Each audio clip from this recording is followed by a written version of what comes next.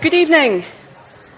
It's a great privilege to welcome this event to the Scottish Parliament tonight. My name is Sarah Boyack, MSP for the Lothians area, and I think this is fantastic that Edinburgh University has decided to bring this debate into the Parliament tonight. I think it's highly appropriate, and I'm delighted to welcome all of you to this Africa at 50 event.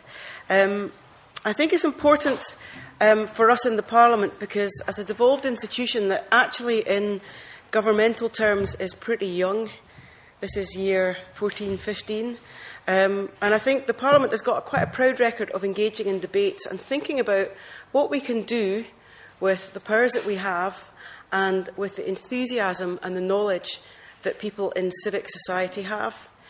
And that's been a really important part of our process here. We've particularly focused on Malawi, and every time I meet somebody from Zambia or Nigeria or Tanzania or Kenya or somebody who isn't from Malawi, they say you need to do more. And there's an extent to which I think we get that. It's partly about channeling our resources, but there are issues in terms of our relationship that I think have been transformative with Malawi. I think the work on health and education, supporting on skills and knowledge, the fantastic work that Annie Lennox has done as the voice and the face of the Commonwealth Parliamentary Association Scottish branch. So we've tried to be creative, we've tried to use quite a small number of resources to work with other UK institutions, to work with NIDOS, to work with development organisations, to work with civic charities. We've tried to do more than you would expect us to be able to do. And I think that's been hugely important, particularly on issues... Humza, do you want to come to the front? Particularly on issues like the representation of women, one of the key issues in terms of Millennium Development Goals, we've tried to reflect on our experiences in the Scottish Parliament and work with women in parliaments across Africa and think about what we can do in terms of best practice and support to them and encouragement, and share some of the difficult things as well as some of the good things.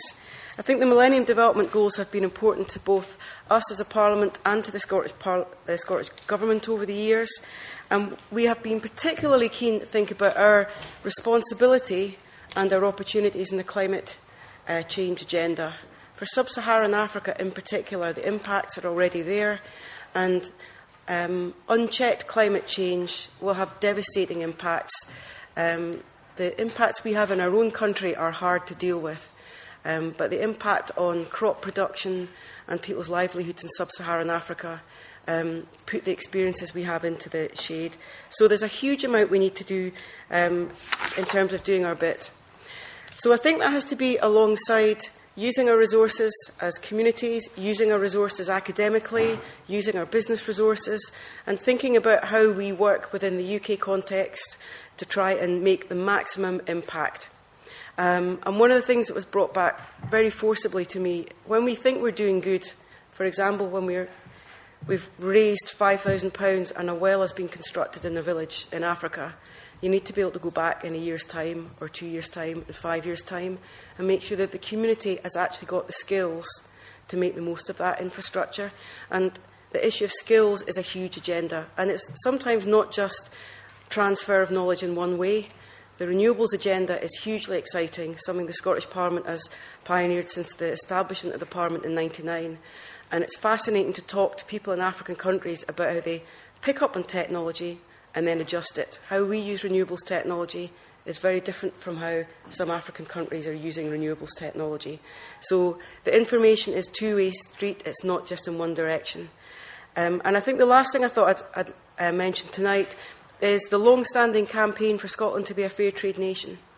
Something that I think in the early days of the Parliament would have been seen as not even an aspiration because it was so far away from where we were. And I think that's something that we can look to as a positive contribution we have made to think about the issues of fairness, the issues of the producers getting a fair deal for their work, and to think about how that plays out in the international sphere. And I think that's something I think we're all deeply proud of in this place, because it's not just a title, it represents a massive amount of work by communities, by representatives, by churches, by schools, by businesses, by trade unions, the whole of civic society working together, but using the leadership opportunities that the Scottish Parliament has brought. So my job here is really to welcome you, to start setting their agenda. I think we have a very exciting agenda on trade and where we go next tonight. For me, it's about delivering fairer trading relations. I don't think you could have got a better set of speakers if we had tried. And I'm very much looking forward to the introduction that we're going to get from Jana now to really set the scene about our speakers. We will have time to hear the speakers, and then we'll have time to have a conversation and a discussion with our speakers. So I think it's going to be an exciting and hopefully an illuminating evening that you can all be involved in. So across to you, Jana. Thank you.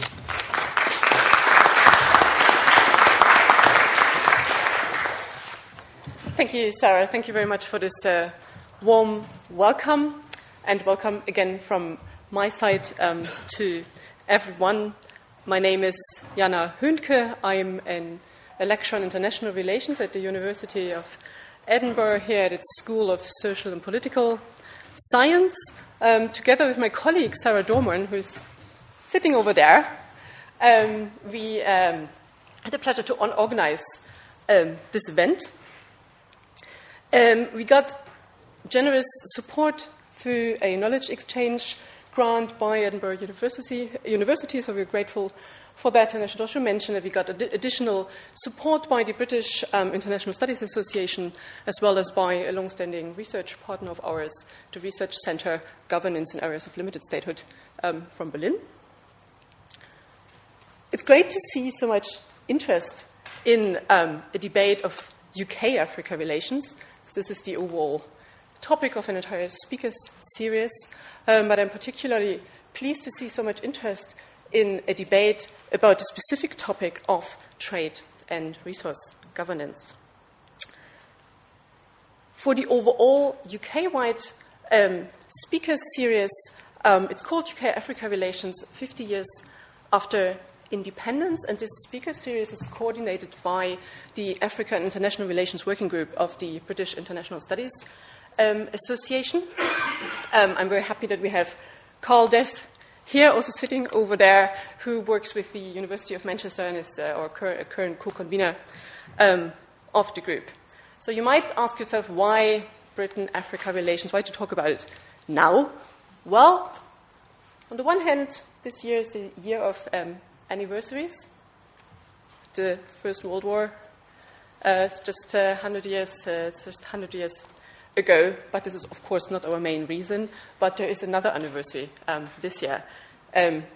Whereas Kenya became independent in 1963, there's Zambia, but also Malawi, that was already mentioned, who gained their independence in 1964. So that's the 50 years we refer to.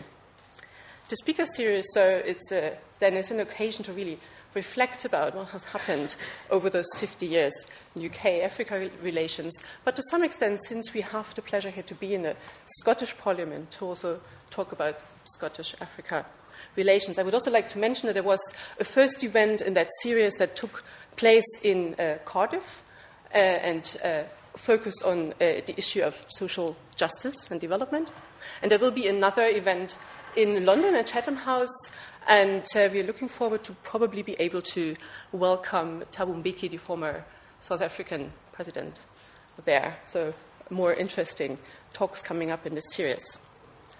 But now to come to our topic today. So why did we choose to focus on trade relations and the governance of resource extraction, in particular here at this event in Edinburgh? So first of all, 50 years after independence, Africa's role in the international economic system seems to be expanding. Based on elevated growth rates over recent years, some see Africa rising. You might come across those labels in some of the newspapers, Africa rising. We argue that there's much reason for having a critical debate on investment and trade, nevertheless, as both are still dominated by the extraction of raw materials and investment in extractive industries. So resource extraction and trade too often still come at the expense of African societies, and we think that the UK is playing a quite ambiguous role in this. That was the first reason. The second one is fair trade and sustainable governance of resource extraction have become important concerns globally. You might think of the Extractive Industry and Transparency Initiative, or attempts to regulate the sourcing of minerals in a way that does not fuel conflict and supports sustainable economies. It's a specific concern, we believe, here, and that's what Sarah just referred to as well, in the fair trade nation Scotland. Hence, a debate about whether enough has been done is particularly apt here. And the third reason is we have a cluster quite of expertise, of experts on this topic at the University of Edinburgh, and therefore see here a real opportunity for us also to come in and see an opportunity for knowledge exchange with politicians, civil society, and the broader public. I'm happy to see that we have such a distinguished group of people here in the room, and do not only refer to our speakers, whom I will introduce in a bit. Would like to particularly welcome a few colleagues from my university. There's Wolfgang Zeller and Sam Spiegel over there, who are with the African Studies Center and work on artisanal mining extractives. I think Kenneth Ameshi might have arrived by now. He is from the business school, actually. There's also Elizabeth Cooper from a new department we have now on social responsibility and sustainability. Apart from colleagues from the university, I have also seen on the registration list that there are some members of the Scottish Fair Trade Network here, from Jubilee Scotland and a couple of other NGOs, so warm welcome to you as well. Then there are a few people from the business sector, actually, and then a number of students who are actually interested in studying African world politics, economic relations, economic governance. So welcome to you all. I'm looking forward to a great debate. But let me introduce our speakers now. We will first hear Martin Plaut to my right. He is the former BBC Africa editor.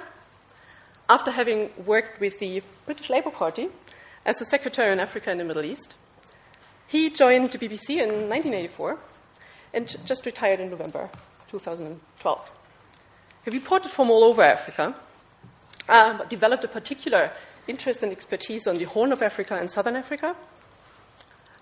He's also advised the Foreign Commonwealth Office and the US State Department. And I would also like to mention that he has been and still is active in research as well. So he is a member of the Royal Institute of International Affairs and a senior research fellow at the Institute of Commonwealth Studies at the University of London. I could say more, but I will leave it here. There's a number of publications I should mention, sure. But if you go to our website, the website for this event, there's much more detail about each of the speakers. Our second speaker will be Claude Kabemba. And we are particularly pleased to welcome here from Johannesburg. He is the founder and director, actually, of Southern Africa Resource Watch. He actually spearheaded the creation of that organization, and Southern Africa Research Watch, one can say, has become one of the most important NGOs and African NGOs in the field. It's funded independently by the Open Society Foundation, and they work now in 14 different countries in southern and central Africa. Their mission is to ensure that natural resource extraction contributes to sustainable development. To this end, they are engaged in advocacy, research, and capacity-building activities with parliamentarians and also local communities. Finally, it's our pleasure to welcome Humza Yousaf, the Scottish Minister of External Affairs and International Development. Welcome. We are pleased that he accepted our invitation. He was elected as an MSP for the Glasgow region in 2011, was appointed to the Justice Committee. The Public Audit Committee, has been Parliamentary Liaison Officer for the First Minister, Alex Salmond, And in 2012, September, he was appointed as Minister of External Affairs and International Development. I would also like to mention that before, he was a lot involved in community work with youth organization, charity, and with a non-governmental organization, Islamic Relief.